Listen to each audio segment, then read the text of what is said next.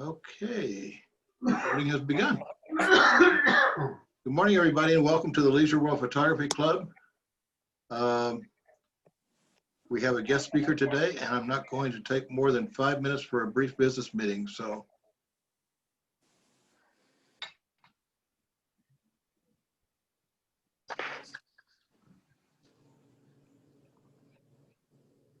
What happened? Can you see my screen? No, No. not yet. Yes? Oh, no, No. not your screen. No. Still you. Yes, there we There go. you go. There we go. Okay. And then I think I have to do something here to get the sound shared. Well, that's only if we run a video. We're okay. That's only if I show a video. Okay, welcome to the Photography Club meeting. Just a reminder, the lockbox is available for, Diane, can you do the door? Thanks. Just a reminder that you can use the lockbox at 2312 for depositing your dues, your thumb drives, and eventually, someday, the Fall Art Show. That'll also take the place of the pink basket. As you've seen, Ruth is back in town. So instead of putting your 8x10s in here, you can put them at the door of manor number 2259. Ruth has been kind enough to activate our display, and we appreciate all her efforts in doing so. Don't forget that you get a gold star for every photo that you submit for the monthly challenge. Here's where we are on activity. We have the activity fair coming up on November 9th at 1 o'clock. We'll have a brief 5-minute blurb in there along with all the other clubs. But as you well know, we are definitely the best club. So we'll definitely have a presentation in there. Board meeting on the 11th. Fall Art Show has been canceled, as you well know. There's no meeting on November 28th for Thanksgiving. And Christmas is December 26th. There'll be no meeting. Next year is kind of play by ear. I doubt that we will be gathering physically. January 2nd, there's no meeting. And the Spring Art Show is definitely a question mark. So we're hoping for better days ahead, but we're not going to gather physically until, well, not for the foreseeable future anyway. Okay, here's where we are on meetings. Oh, go ahead. I'm sorry. Do you have a question? I do. Because the Fall Art Show is canceled, will we be having a Zoom meeting that day? We normally don't have a meeting on the day that it's ongoing, but since it's been canceled, will we? Yeah, November 14th will be a regular meeting. Thank you for pointing that out, Charlene. Appreciate it. Yeah, we'll just meet as usual on the 14th of November. Bob, is that definite for no Spring Art Show? No, it's not definite. It's up in the air. It's Nobody just a tentative thing? Yeah. Okay. Just no plans. Okay, here's our meetings at a glance. This is where we are. We have a guest speaker today. Next week, we'll have the weekly challenge resume, something noisy. And also the monthly challenge will start on birds.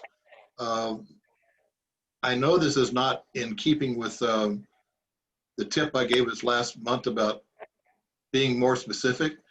This probably should have read water birds or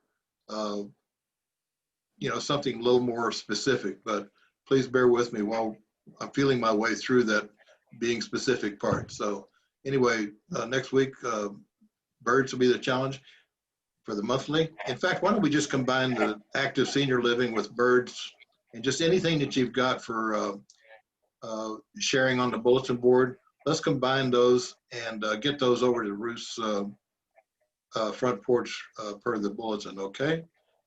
We can just combine those. And Ruth will tell me who turns in so that I can make sure you get your gold stars, okay? Yeah. Don't forget, we are going to donate those prints.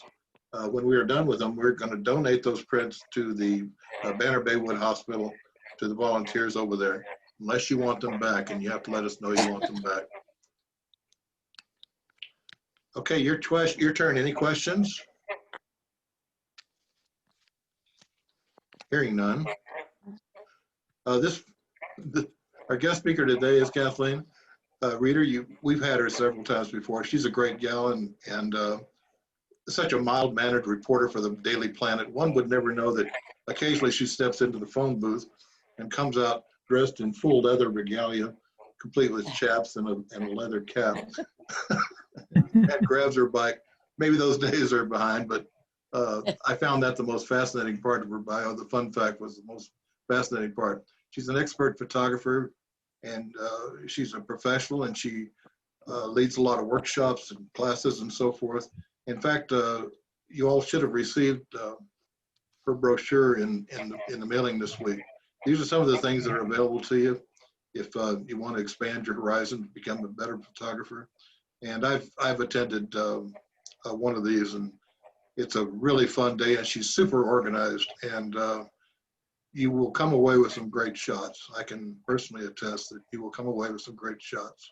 She's a great teacher, and she's very patient, and she's very knowledgeable. So be sure and take advantage of those if you can. So without further ado,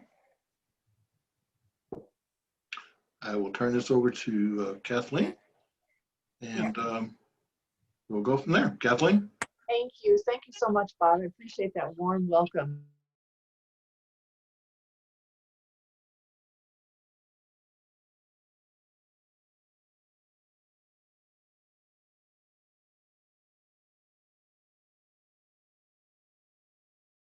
Kathleen, you're on mute. Okay. Can you hear me now? Yep. Okay, thank you. I didn't realize that Bob had muted me. So thank you so much for that warm welcome, and I appreciate the opportunity to speak at the club. Let me see here. This will stop others sharing, screen sharing. Do you want to continue? Yes. And all right. So I'm going to put my presentation on full screen. And Bob, if you think that once it's on full screen that people can't see the full screen, then I'll keep it on this view. So I'll put it on slideshow, and then just tell me whether that's still okay. Can you see the full picture, the full screen? All okay? I can't hear you, Bob. Let me see here.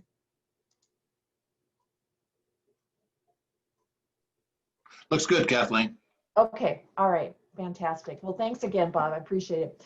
You guys are very few people know that I rode a motorcycle for years, and and it is a wild side. I used to hang glide too when I was in college, and I had a couple hundred flights at 5,000 feet altitude down to sea level, crossing sometimes Highway 101 in California and landing on the beach. So crazy days, but so I view this as very tame now. So this presentation is meant to provide you with quite a bit of good tips, both technically, aesthetically, on composing and settings for wildlife photography. I shoot both in the wild and in captivity. I think there's value in shooting captive animals. You can build your portfolio, you can fine tune your skills, and really get good at when you are out in the middle of nowhere or out in your backyard and trying to capture a good shot, that you're really prepared with those settings. The other things that I'll touch on are how to select, tips for selecting photos that I think are worth post-processing. So with wildlife photography, you're taking all these pictures, and sometimes it's not so easy deciding which ones to post-process. So some of these tips will help in that as well. Bob showed you my brochure, and just to give you a sense for where I'm at when, I would be in Canada in January this year, but this coming January, but with the border being closed, that'll get pushed to 2022. But I'm in Alaska, I'm in Minnesota quite a bit. There are several workshops I run in Minnesota. I heard a few of you say that you had just gotten here from Minnesota. And I also photograph in Grand Teton National Park, which is my virtual photo. That's where that was taken with an iPhone, by the way. And I do a trip every year to Africa. This would have been my 7th year this year, but it got pushed also to next year due to COVID. But I do teach quite a bit in Arizona. Out of Africa Wildlife Park and Arizona Sonoran Desert Museum are the two locations I teach at in Arizona. I've also taught hummingbirds in Sedona, and I would really encourage you to take advantage of the opportunity, especially for Those, I think Arizona Sonoran Desert Museum is pretty close to where you are, but Out of Africa is a fantastic workshop with the access that we get. So all the photos that I'm going to show are photos I've taken. And when I talk about shooting through a fence or shooting through glass, those photos represent that technique. I'll encourage you to unmute yourself and ask a question when you have it. That's no problem at all. And then just remute yourself. I think members can do that on their own. Otherwise, Bob, if you could just keep an eye out on the chat window. If someone does type something in, I'll pause periodically and ask if anyone's typed in a question. Okay. So moving on. So first thing is shooting through a fence. So, you know, quite a few of the opportunities that we have are through a fence. And in town, there's Phoenix Zoo, there's Wildlife World Zoo. Down in Tucson, there's Reed Park. And quite often, that's what you're faced with capturing photos with, is through the fence. So it's important to know kind of what are some of that, what's that formula for being able to shoot through the fence. And there's one slide here that will show settings. And if you want to take like a phone picture of that slide, please feel free. Otherwise, I think Bob is recording this, so you'll be able to go back and look at it. Yeah, So the first, and all the photos here that I'm talking about through the fence were taken through a fence. So these two inclusive. And the first point is that the animal needs to be away from the fence, trying to make disappear. In this case, usually about 5 feet away from the fence that you're shooting through. You may have fences behind the animal, but in order to make the fence disappear in front of the animal, it needs to be away from the fence. And you might see my cats walking by here and there too. They like being right in the middle of whatever I'm doing.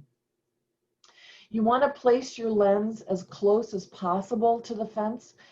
There are typically two fences in the parks. There's a habitat fence beyond which the animal is, and then there's a perimeter fence, sometimes 3, 4, 5 feet away. The perimeter fence might be one that you can shoot over. Sometimes they're really high fencing and you literally have to shoot through two fences, which is not impossible, but very difficult. So you're looking to be typically behind the perimeter fence.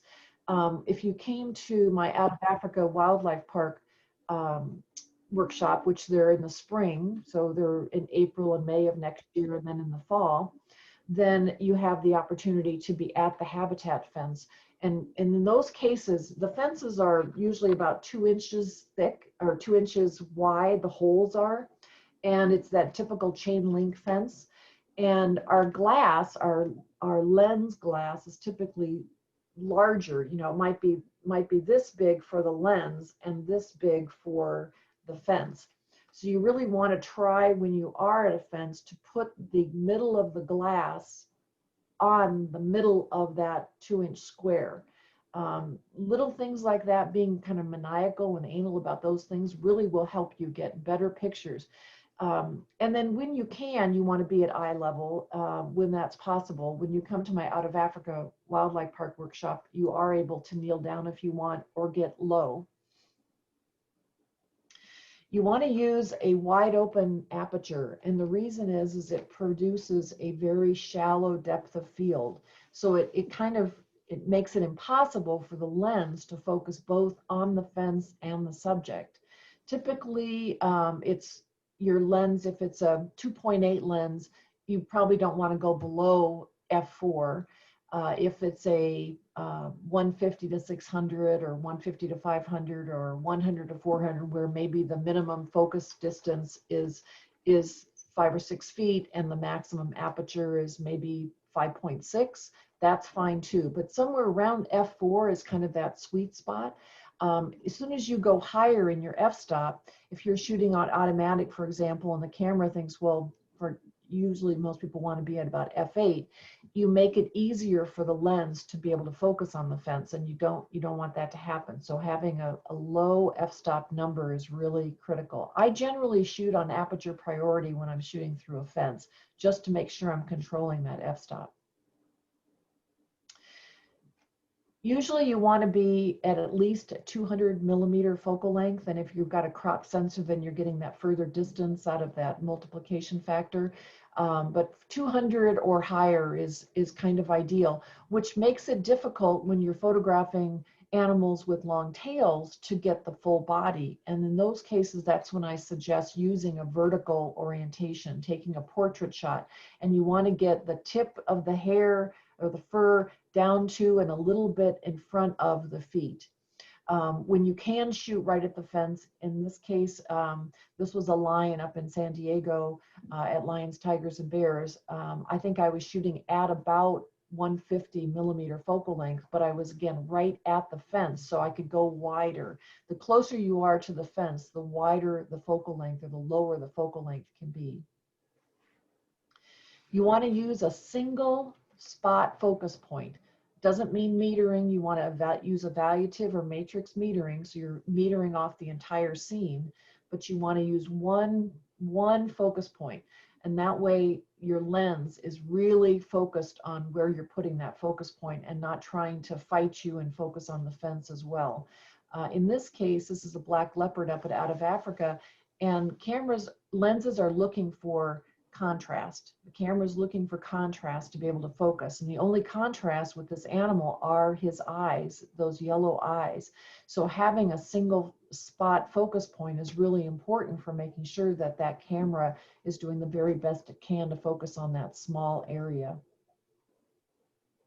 You want to, when you can, when you're out at the parks or the zoos and you're not first thing at dawn, you want to look for areas of the fence that are just slightly shaded. All you need is that 2-inch square to be in shade to make it easier. What happens if you are photographing through fence in direct sunlight is you'll get that kind of a haze line where the fence is in your photo. And you can work with that in post, but it's just a little more difficult and easier if you can get it in shade. So all you need is just a branch or a post. Look for a post where just next to the post that's shaded, shoot through there if you can. You don't want to use flash because that will create a reflection back into your photo. So the tips for settings for shooting through a fence, I generally will shoot an aperture priority. I'm always hand holding because I want to be so careful about making sure that my focus point and my glass is right up aligned with that 2-inch square. And because the animal's always moving, you won't see the fence. When you look through your viewfinder, you won't see it because you're shooting in wide open and you're focused in on the animal. You're not going to see the fence. But if you lift your head up from the viewfinder and look at the fence line, you'll be able to tell whether your glass is in the middle or whether you're on those crossbars in the fence. So you want to be as close as you can. Typically a focal length of at least 200 millimeter if you're at the habitat fence.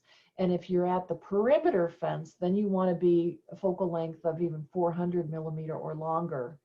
F4 or something wide open, 5.6, 6.3, somewhere in that range. And then typically shutter speed, most captive animals aren't racing around too fast. So 1/500th of a second is typically sufficient. And you want to be taking multiple pictures. So you want to be on continuous shooting and then continuous focus. So if you've got a Canon camera, you're on AI servo. If you've got Nikon, you're on AFC. And I think Sony also and Fuji are using the AFC to represent continuous focusing. And then a single focus point. And that's kind of the formula. And you will get great images if you really focus on that. For those that shoot in manual, just be sure that you've got that aperture wide open. Again, I usually shoot an aperture priority when I'm shooting through a fence. I'll stop there for just a second and see if there's any questions related to shooting through a fence. I think we're okay so far. Okay.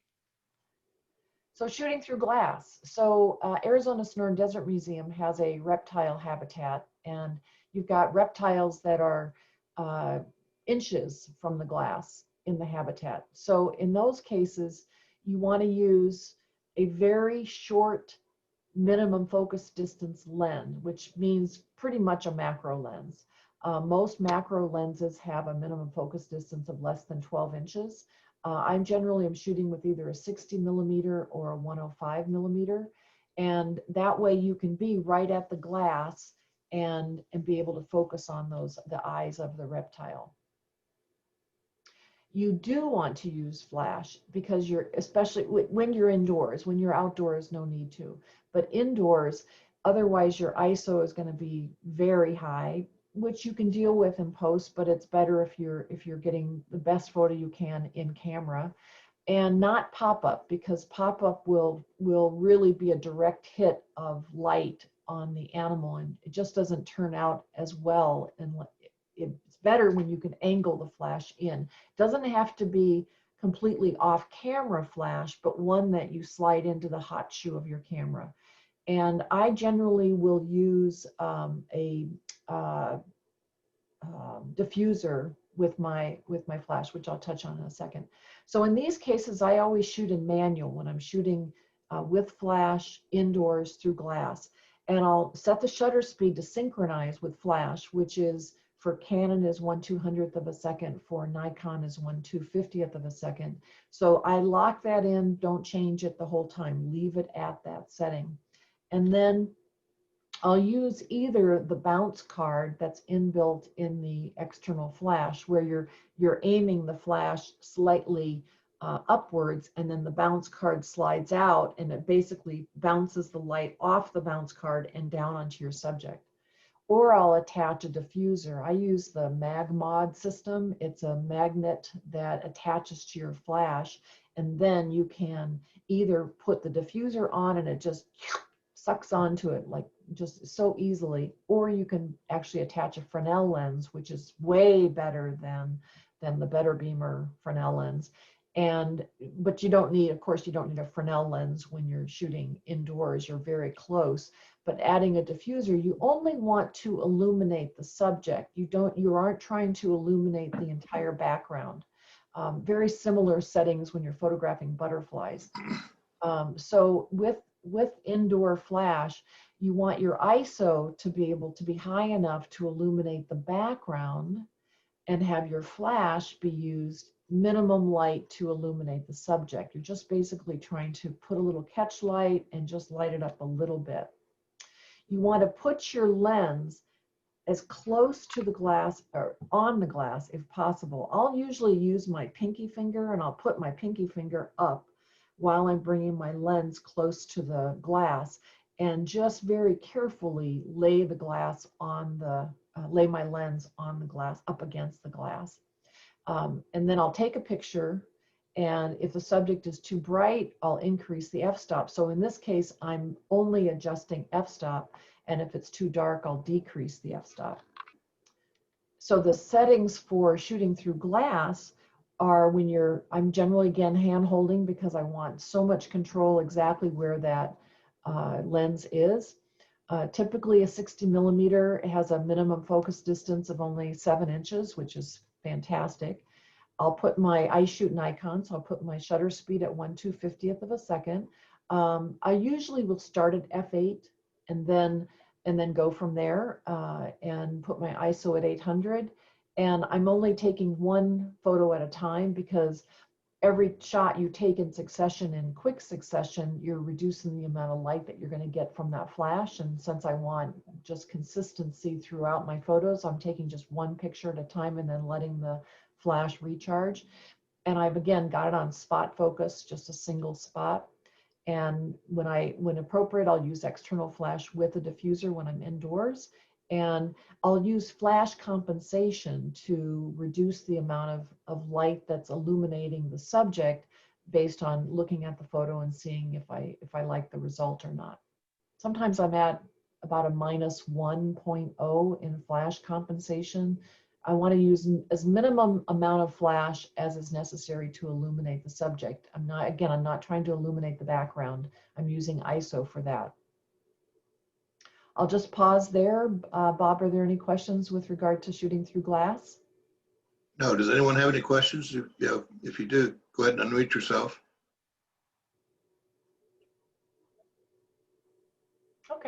Awesome. Okay. This is very helpful for shooting in your backyard as well when it comes to using a macro lens, if you are using flash in any way to follow similar settings. All right, so this is where we get group participation. And these are a number of tips for capturing moods and behaviors with animals. So one of the moods or behaviors is a growl, and yawns can look like growls. So my question to the group, and use the chat window, and then I'll ask Bob just to sort of generally look across the answers and tell me what the general thought is.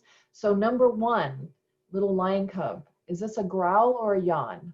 And just use the chat window to type in what you think, and then I'll let Bob tell me what the answer is.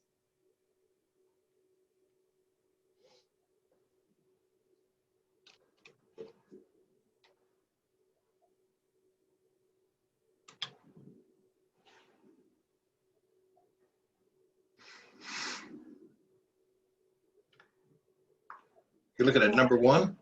What's the general on number one? Yeah, general answer.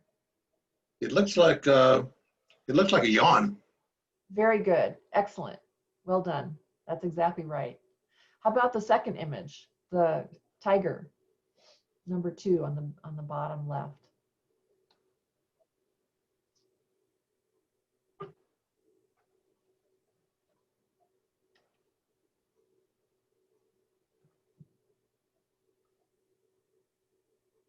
There's a couple of yawns, but mostly growls, it looks like. Okay. Very good. Yeah, one of the ways to tell that it's a growl is the ears are down. Oh, For the cat people out there, and you'll see that with horses, with moose, with cats, and I'm not too sure about dogs specifically, any kind of wolves and fox, but definitely cats will generally put their ears down when they're going to growl. How about number three? This is a Bengal white tiger up and out of Africa.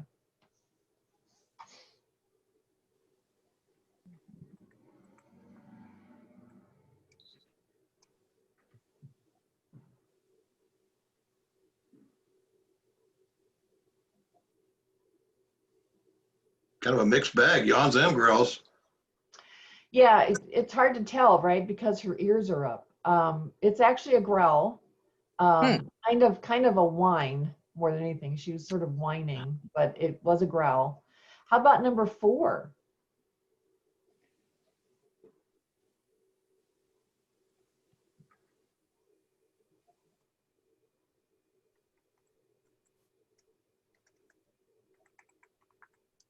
That's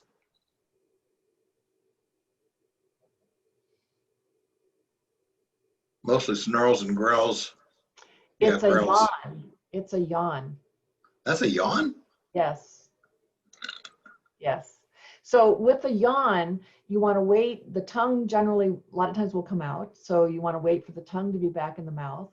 And you want to wait for the eyes, because sometimes when an animal's yawning, their eyes like practically go back into their head. You want to wait for those eyes to come forward again. And then it looks like a growl. And this was a yawn.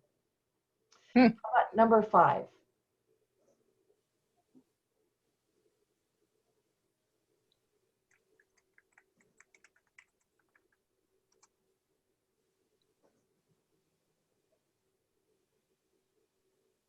I don't see any yawns here. I see a lot of growls. Yeah, it's a growl. Pretty much, he wanted to get me for sure. All right, well, thank you for that. I appreciate it. And I think it just kind of illustrates the point that they're so similar, and you can kind of show something that really wasn't happening and make it look like it, sort of fool the viewer into thinking it's a growl when it really was a yawn.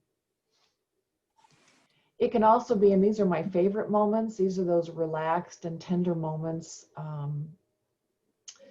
Cheetahs are just wonderful at preening each other after eating. And in this case, it was in Africa, and the cubs they'd all eaten an antelope, and the cub came back and was preening mom. And it's just, these are the moments that I just cherish watching these.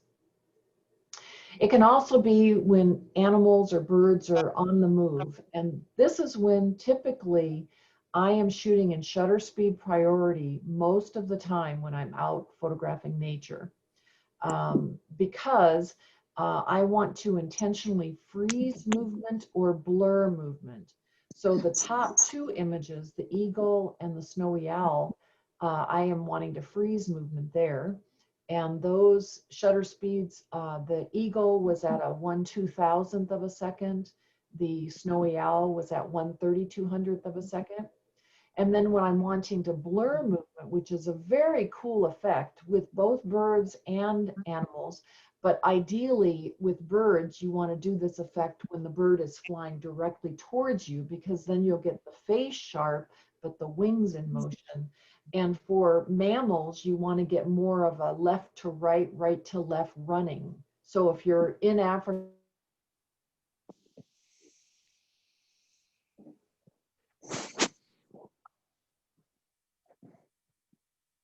do that is slower speeds.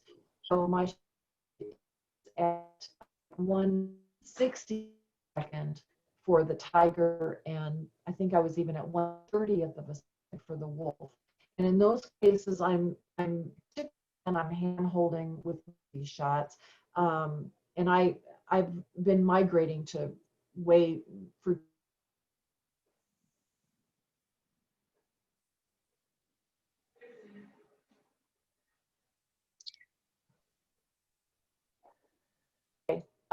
Did you lose me somewhere in the talking about blurring movement?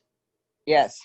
Okay, so the shutter speeds for the bottom two images are about 1/60th of a second and 1/30th of a second, and you basically you hold tight to your camera, have it up tight next to you, and as the animal is running in one direction or the other, you want to just pan with it, keep that focus point on the animal, and just slowly move your camera with the animal, and it basically freezes the animal if it's done, successfully, and blurs the background. It has a high failure rate. So it's one of those things that it's ideal to practice that after you've already gotten shots that where movement was frozen, then practice some blur movements. But those images I think are really special when you do get them. Ideally, you want to get the head sharp and everything else is pretty much in motion. The nice thing about doing it with cats is cats tend to keep their shoulders stationary as they're running, and you get the movement of their legs, whereas dogs tend to go up and down. So much harder to be able to freeze the movement of the dog's head versus the cats tend to keep their head stationary, their shoulders stationary, and everything else is moving. On the next slide,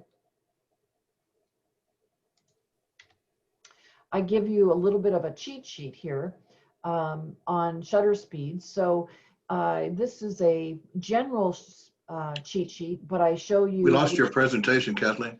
Oh, you did? Okay. All right. Let me, whoops. Stop video. Yeah, let me, hang on a second here. Let me see, where are you? Where are you? Stop video. Can you see me right now? Yes, You see me, but you can't see the presentation. right. Correct. Are you doing a share screen? Did your share screen get shut off? Yeah, I actually don't seem to have control to share my screen anymore. Huh. Oh, hang on.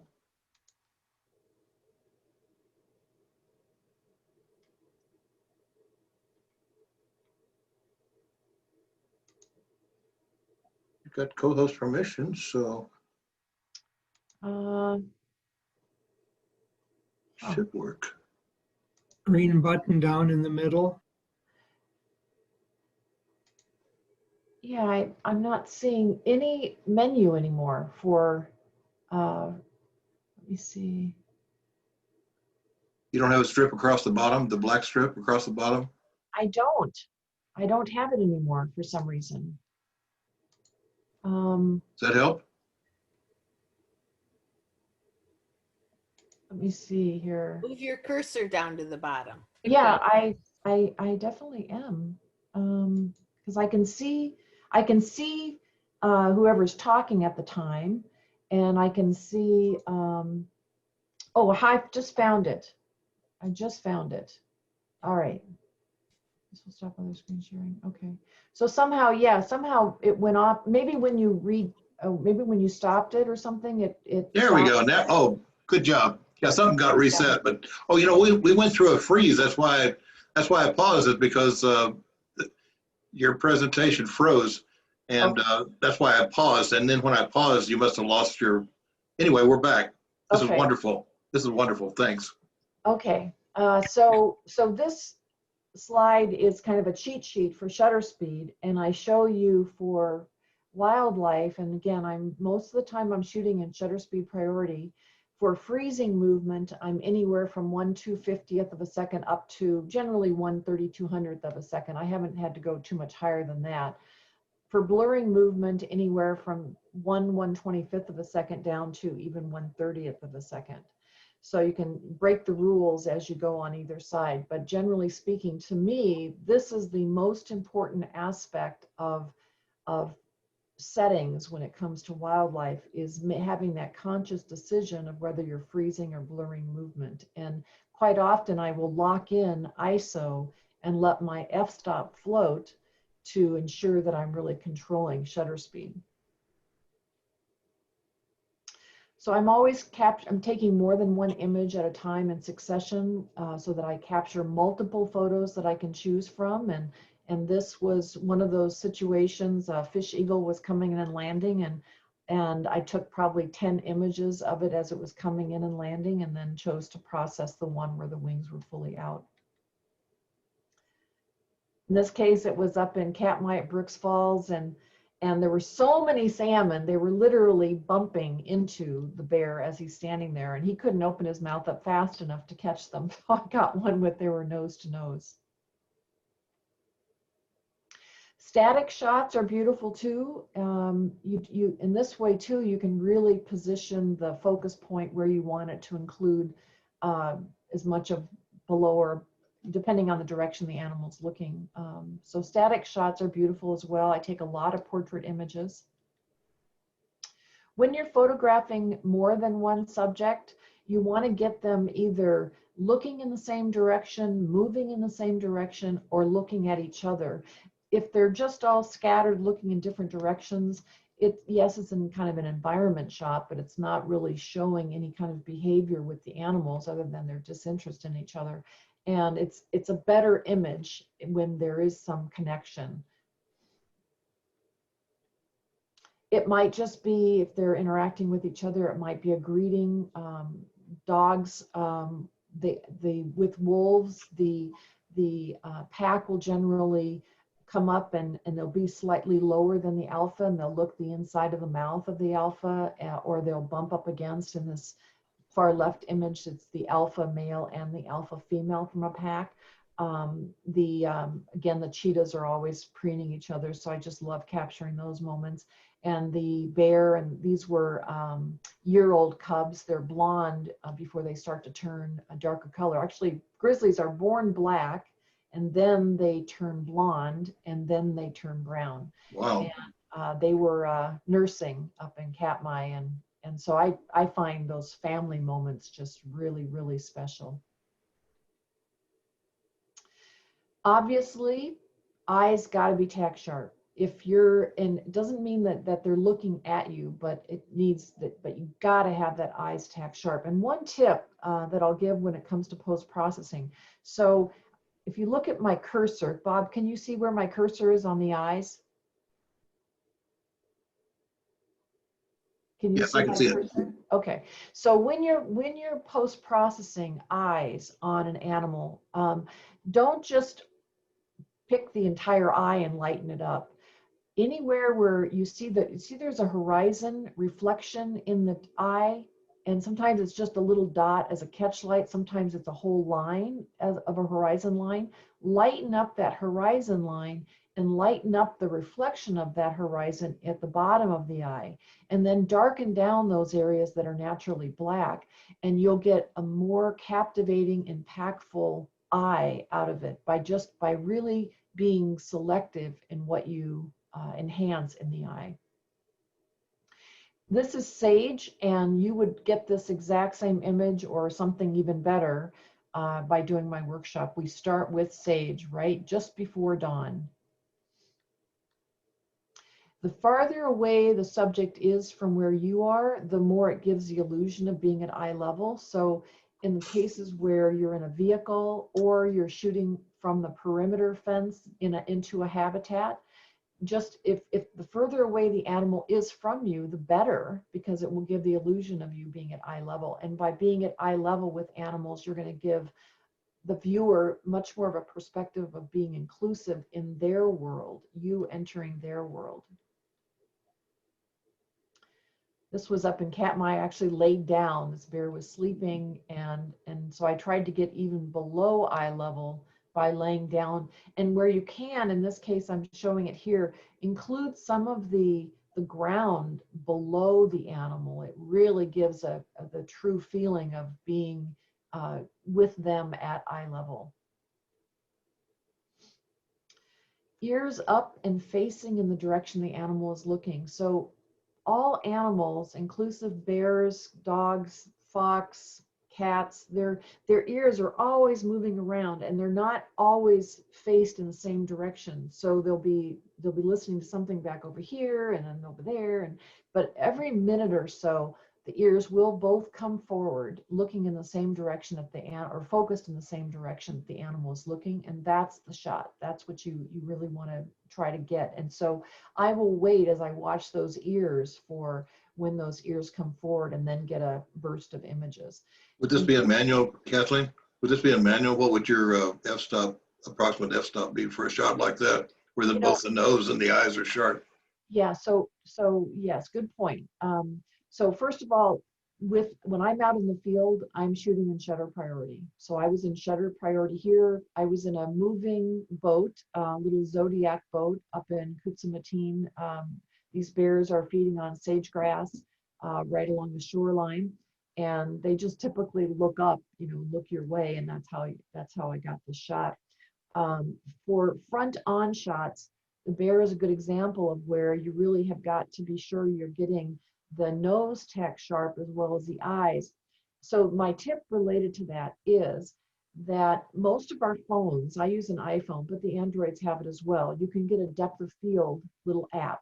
And the one that I use is called Digital Depth of Field, Digital DOF on the iPhone.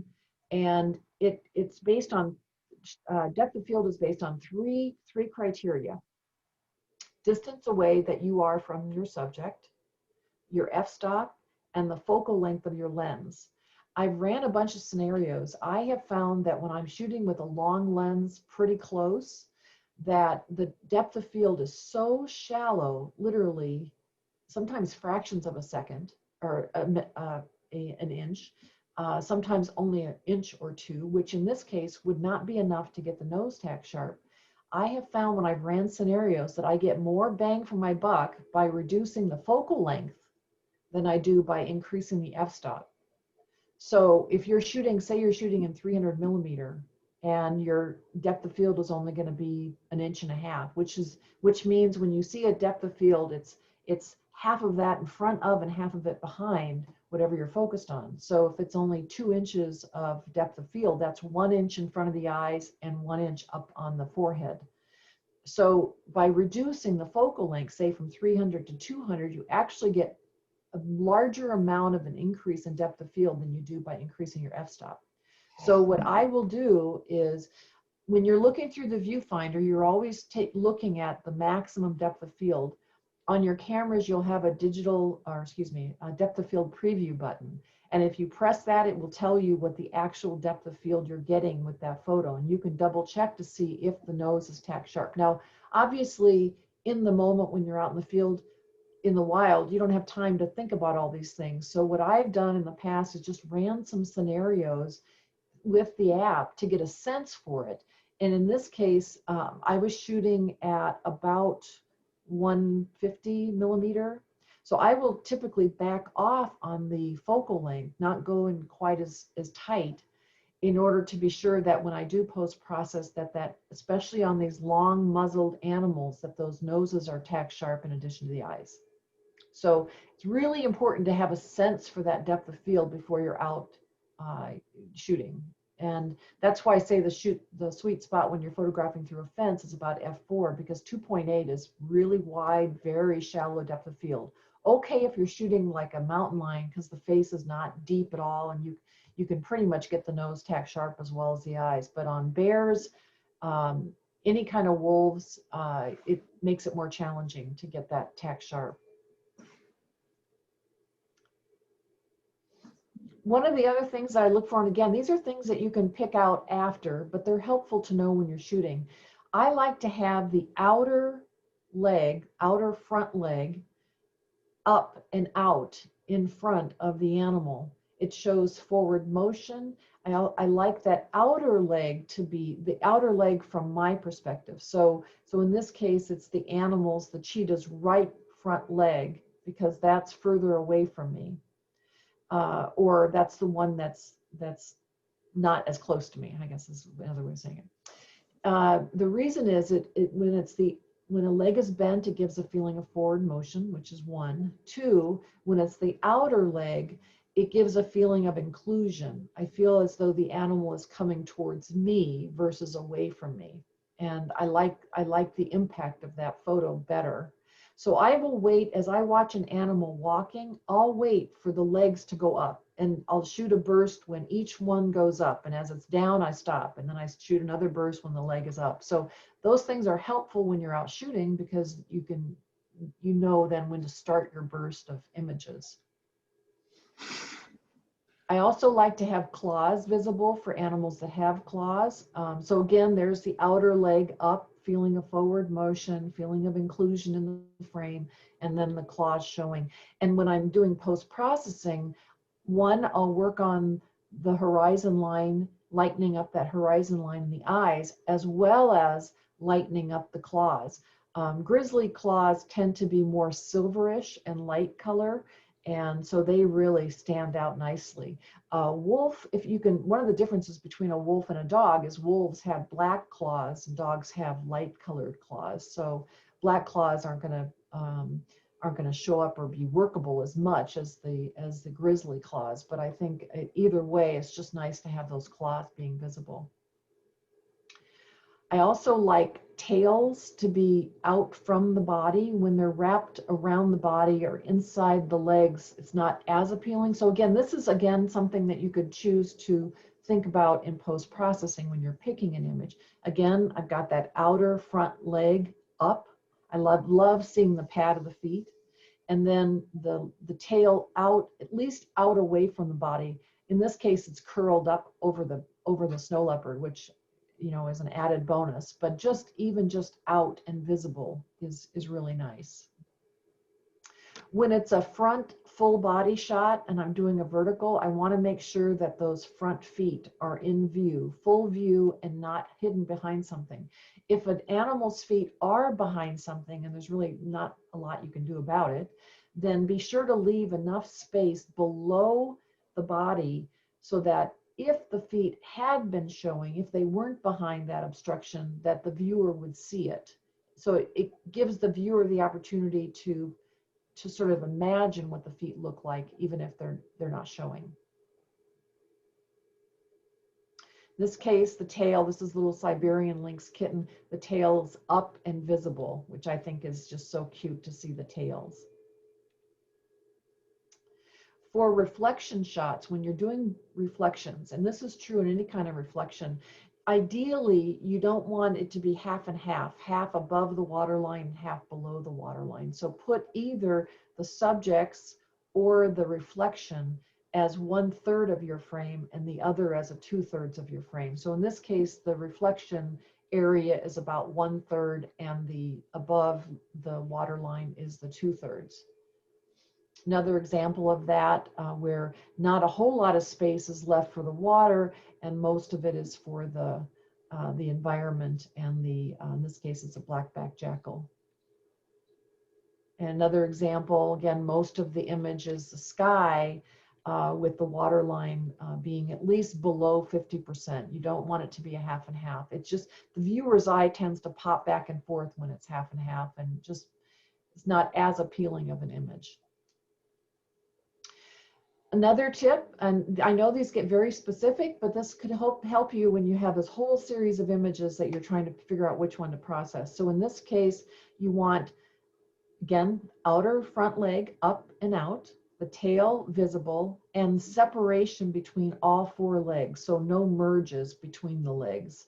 You know, otherwise it looks like a tripod. And you can't always, I can't see this when I'm looking through the camera. I can see the front leg come up, and so I'm taking bursts as those front legs are coming up. But I don't pay as much attention to the, I just make sure I don't crop the tail, but I make sure that I've got that front leg up. And then in post, I'll look for opportunities where all four legs look appealing and the tail is up and out from the body.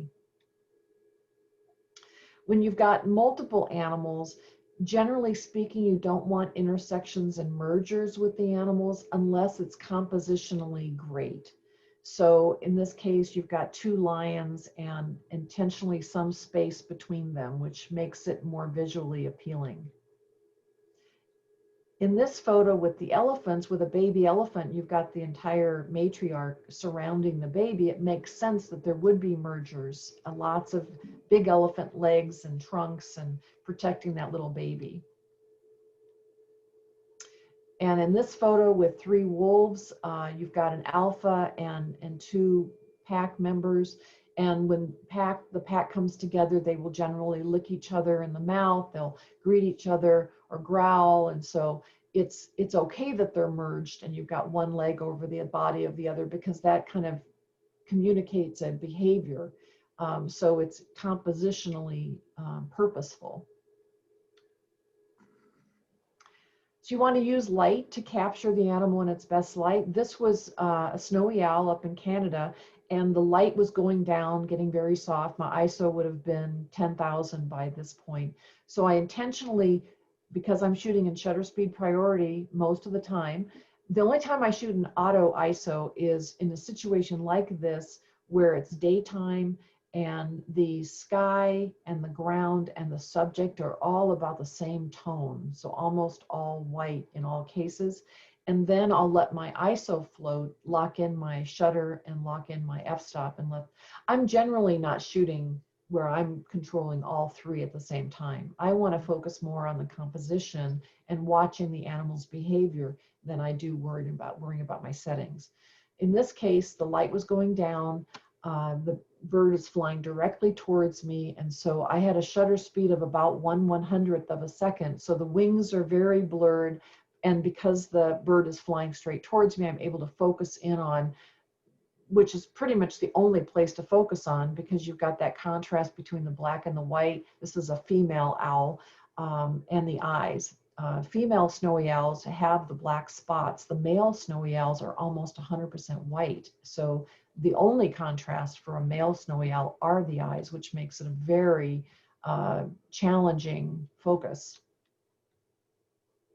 Overcast skies actually can provide a great great opportunity for photographing wildlife because there's no shadows or highlights. And so anytime in Arizona, as it clouds up, get over to one of the wildlife parks, and it's a great time to be shooting through the whole day. Front light, it focuses on color, it gives this warmth. You can get pinks and goldens. This is morning light, beautiful front light. And that's in that hour just after sunrise and the hour before sunset. Side light emphasizes texture. So the sun is coming from one side or the other, and it's a little bit more difficult of a exposure. You have to make that conscious choice. Do you want one side to go completely black and focus on the exposure of the lit side, or do you want some balance between the two? But it gives a very three-dimensional quality and a lot of texture to those images. So very cool light to photograph in, just a little more difficult for exposures. Backlight, so you're faced directly into the sun. You have to make a conscious choice of whether you're going to properly expose the animal or expose the background. And in these cases, this is when I do use spot meter. So I use spot meter on my camera with wildlife when either I've got something that's backlit, or if I'm photographing a bird in a tree with all the bright light coming in from the branches. Spot metering will make sure that you get the proper exposure on the bird, and then you can always crop out the areas that have been blown out because of the spot meter later. Or you can, if it's very, very bright in the background, you can meter on the background. And in this case, that's what I did, but I also darkened down the animal in post. I think it's a beautiful way when you can tell what the animal is, like an elephant or a giraffe, or in this case, you've got the shape of the lion, to have the subject be in a silhouette with just the outline, that rim light on the animal. Midday sun, it washes out the colors. This beautiful brown grizzly turns this gray. Now this, when it's challenging, is when the background and the foreground and the subject are not all in the same light. So in this case, you've got shadow in the background, you've got this bright sun coming straight down on the subject and in the grass. In those situations, look for, and this is midday sun, look for opportunities when your subject, the foreground, and the background are all in shade. So if you're photographing kids or people, you can put them under a tree. Make sure that there's no light coming behind from off the horizon into your photograph, so you have everything in shade. You can get a wonderful exposure on anything if you've got the subject, the foreground, and the background all in shade. Next tip, you want the animal to be off center and looking into the frame. And in this case is a bull moose eating leaves off a tree. And so he's looking up, so I put him in the bottom of the frame. Now, this is one of the reasons I don't use back button focusing, and I would say most wildlife photographers do. I don't, because I am moving that focus point around in my frame constantly.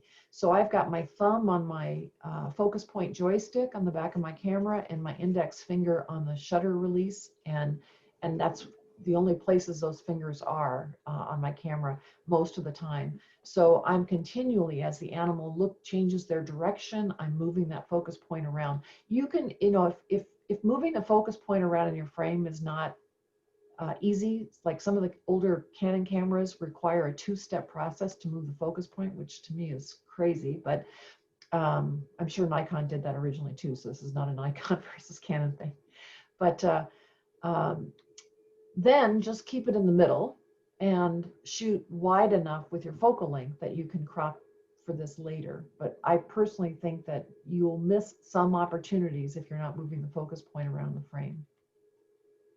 In this case, then it's snowing, the bull moose is looking to the right. So I put the subject on the left, focus on the left, and include all of that in the frame. When you're doing when you have a tree in the image or a vertical, also put the subject off center. This is a gray fox. It's the only kind of fox that climbs a tree. So you've got red, cross, silver. All of those foxes don't climb trees, but gray foxes do. When you're going in tight for a shot of just the head and maybe part of the body, also put the head to one side. Whatever direction the animal is looking, put the head on one side looking into the frame, and then if you can, include part of the body as the rest of the composition. So I'm always saying to move that focus point around your frame. That's really, really important. This was a snow leopard up in Montana, captive, and she was up on a rock looking off, and so I put the focus point, as high as I could, and I never put it right at the edge just in case I want to do a little more cropping, but put her at the top looking into the frame off to the left. Another tip is to be sure that there is contrast between the head and the background, whether it's color, in this case it was fall colors, or it's even just a stark white. Ideally, you want a similar tone that's behind the head, pretty much in that portrait area, mid chest up to the top of the head, not intersecting with the two different tones. Ideally, if you're photographing with a tree, you do a vertical composition. Okay, so this is the last tip, and I'm going to use several slides to illustrate it, because this is something that it's not easy to do, especially when you're in the field. You don't want landscape lines, any landscape lines, if possible, intersecting or merging with the animal's head. And I'm going to give you lots of examples of this. So this is a juvenile spotted hyena, and there were lots of trees in the background. In this case, you've got, and I'm going to use the cursor to show this, you've got this tree that's coming in right at the neckline. No, it's not intersecting the head. You've got a little less noticeable tree in the background intersecting to the head, but that's not so bad. So given that it's intersecting the neckline, at least not the ears, is acceptable, but it would be better if the spotted hyena would just move over about 6 to 10 inches to its right. Would have been better, or I would have moved. Usually it's me. The next image, you've got a landscape line. That's the difference between the grass and the trees, where you've got this soft line. It's acceptable because the line is soft, but it's not ideal. That line is intersecting right at the nose level. So, in post-processing, it's so frustrating, because I might look at a whole series of images where there's a line intersecting the head, and you really want to try to avoid that. This is a grizzly bear out in California. Now, thankfully the tree didn't intersect, but I do have this rock line in the background. It's soft. It's a little tough right here where there's light space. So again, it's soft, but it's acceptable, but it's not ideal. It would be better if the grizzly was down further on the hill, or up higher on the hill, or I was down lower to put the grizzly's head up higher. In this case, this was a moose in Grand Teton, and I was down right at shoreline photographing her as she was eating from the bottom of the water, the pond. And I've got all these trees in the background that are coming right into her head area, and that water line also coming right in at the headline. Now, these are small things, but they make a difference in photo competitions, and it may not be something that people think consciously about as to why they like one photo over another, but these things will impact selection of best photos. Snow leopard, that snow line is just critically bad, goes right through the head. And before I really realized this, I printed this image and had it up on my wall for some time. Now I've taken it down because it just irritated me. I love the expression on her face, but that landscape line is so prominent. So it's not easy to do. In this case, I was photographing a bull moose in Grand Teton, and I was standing. In this case, I had a tripod set up, and this bull moose is walking along, and you've got the brush, and then you've got a fog line, and then you've got the mountain range. And those antlers and the head are right on that brush line and the fog line and the mountain line. I mean, it's just, and at the time I did see it, but if I'd gone lower, I would have had brush in the way. If I'd gone, I wasn't able to go higher, but I saw this guy. He was standing on top of his vehicle. He had a Jeep, and he had it set up that he could stand on top of the roof, and he had his tripod set up. And in the moment I thought, I wonder what image he's getting. But after I saw these posts, I thought, well, he was getting then the antlers and the head all in the brush, which would have been better. It would have taken, that's why he did it. He got them off the landscape line. So sometimes getting lower makes it worse with a landscape line. Sometimes getting higher makes it worse. So just being aware of it, even if it's in post-processing, will help you pick better images. In the end, I've decided I just ask animals to stand up if they would, if they could help me. And then, in this case, there is a landscape line, but the bear's heads are not in that line, and that makes all the difference in the images. So at this point, I'll just mention I do have a book.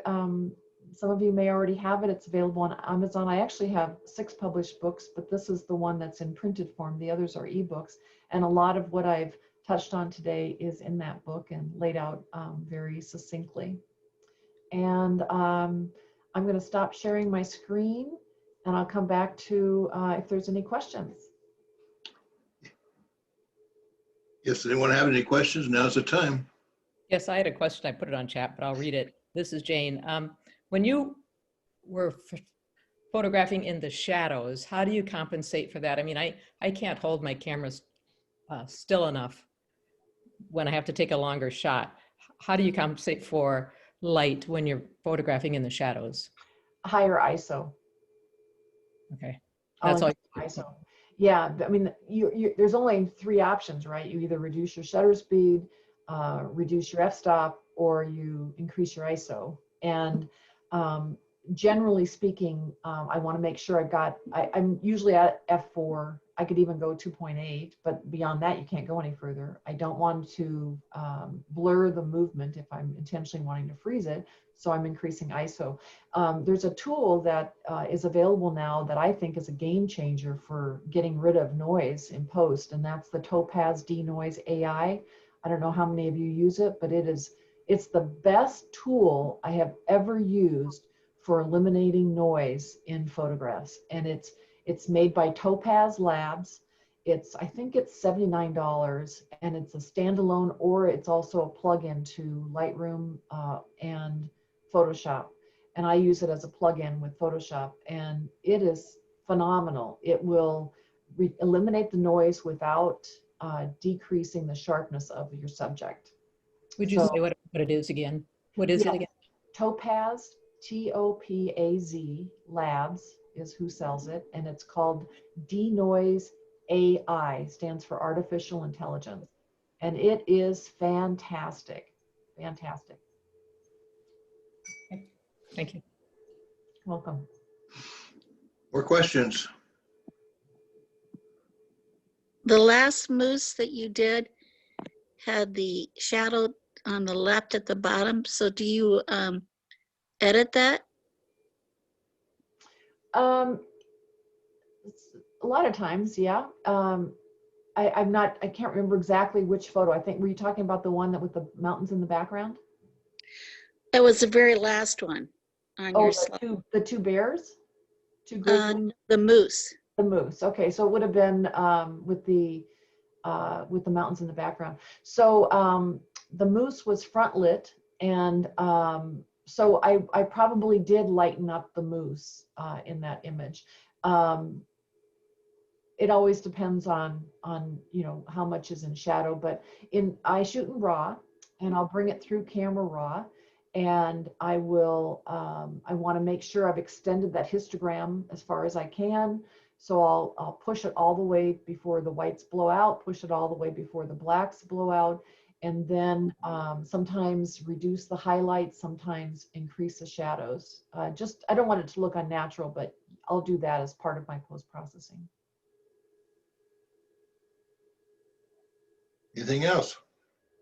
I have a problem when I use my iPhone, Kathleen. I end up having my shadow, or I have myself in the picture. Okay. Are you shooting in low light, or are you? It's bright light. Bright light. Okay. Is that a reflection, Linda, off a glass or something? Sounds like it is. Yeah. No, I was outside trying to take some pictures, and I saw myself in the picture, and then also I have to stand off to the side, otherwise I see my shadow. Sounds like you have it in selfie mode. Okay. Well, the other option is to just try to position yourself in shade, because then you won't get a reflection of yourself back into the glass. Those little things you could wear with a little umbrella over. Okay. But I think probably being in shade makes a difference for what you're doing. Do you hand hold most of your shots or use tripod or monopod? I don't ever use monopod because if I'm going to use monopod, then I'm using a tripod, because you don't get really any additional stability, image stability with a monopod. But if the camera lens was too heavy, then yes, a monopod would be helpful. I generally am hand holding when I'm using a 70-200. And I have the Nikon 500 5.6, which weighs less than my 70-200. So I'll hand hold that. I have a Nikon 180-400 with an inbuilt teleconverter. It's a beast. And I only shoot with it on a tripod. When I'm at wildlife parks, I'm shooting handheld 90% of the time. I use a tripod when the lens is too heavy. And that 180-400 is just too heavy. Most of the time I want to control the composition, and because I want to position myself to minimize the landscape lines, and I'm always moving around. Now I don't for birds in flight. So birds in flight is a great thing to do on a tripod. When I do eagles in Alaska, though, I shoot 70-200, and we shoot from a boat. So using a tripod's not really feasible. And then when I do snowy owls in Canada, most of the time we're laying on the ground because those snowy owls come in so low. And so I'm hand holding the 500 with just using the palm of my hand as the tripod for my lens. So I would say I used to use a tripod more, but more and more I'm hand holding. And I'm hoping at some point to go mirrorless with long lenses that are lighter weight, like the 500 5.6, so that I can continue to hand hold. What body are you using? I have 2 D5s right now. Okay, thank you. Yeah, they're heavy. I have Yes. heavy stuff. Yeah. What was the name of the iPhone app you mentioned? Yeah, it's called Digital DOF, and I'll bring it up to show you a picture of what it looks like.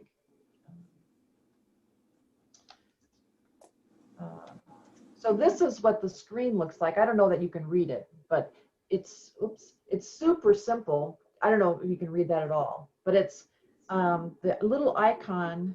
Well, I don't know that it comes through on the phone at all. No, it doesn't really. No, sorry, it's not. I don't think it's going to work. But it's called Digital DOF, and I like it because it's super duper simple. And all you have to do is you put in what kind of camera model you use, and then you put in the distance you think you are away from the subject, an f-stop, and a focal length, and that tells you what the depth of field is in front of and behind. And usually it's 50-50, 50% in front of and 50% behind. Just go to your Android store or your Apple store and ask for the digital depth of field. It'll pop right up. A whole bunch of them will come up, and I use Digital DOF. Digital DOF. Unprompted. Oh, Elaine Prom has her digital hand up. Elaine, unmute yourself.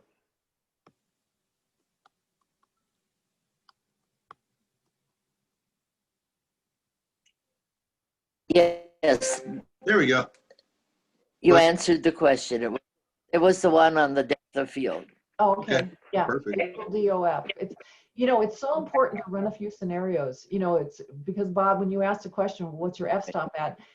I used to think it was all about f-stop for controlling it. With these long focal lengths, really the way to better control it is focal length. I hadn't even thought of that. That was a great point. Thank you so much for that. Yeah, you're welcome. I do this in my workshops too. My one-day workshops, I don't carry a camera at all. And my focus is on making sure that everybody's getting fantastic images. And so all of what I talked about gets reinforced during my workshops too. I can attest to that. She'll have a meter and she'll be taking readings for you, but she won't be using a camera. Yep.